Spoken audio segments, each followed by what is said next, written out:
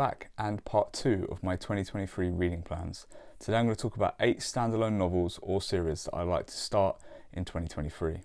So as you know, I've got quite a few series on the go at the moment, but there is some things I'd like to sprinkle in.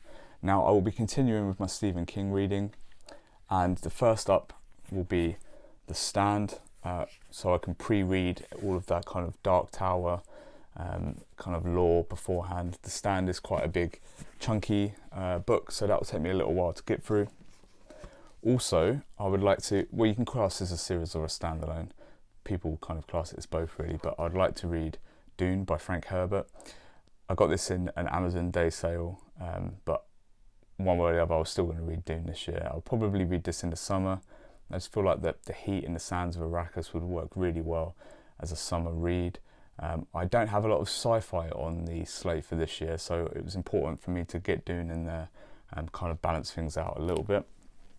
Classics.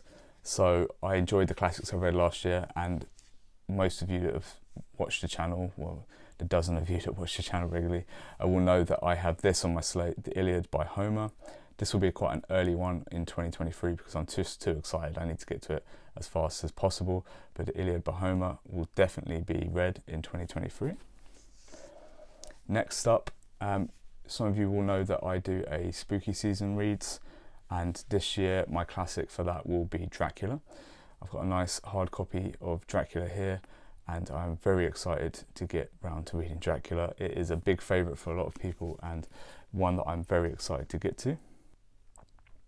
So spooky season is something I like to do every year, and this year I would like to go back to H.P. Lovecraft and visit The Shadow over Innsmouth.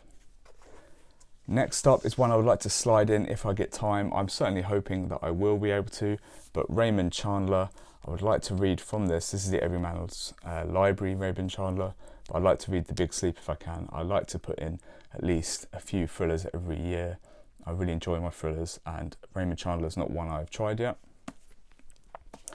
And then some series I'd like to inject into the list, along with the other 10 series I've already started. Obviously, The Dark Tower.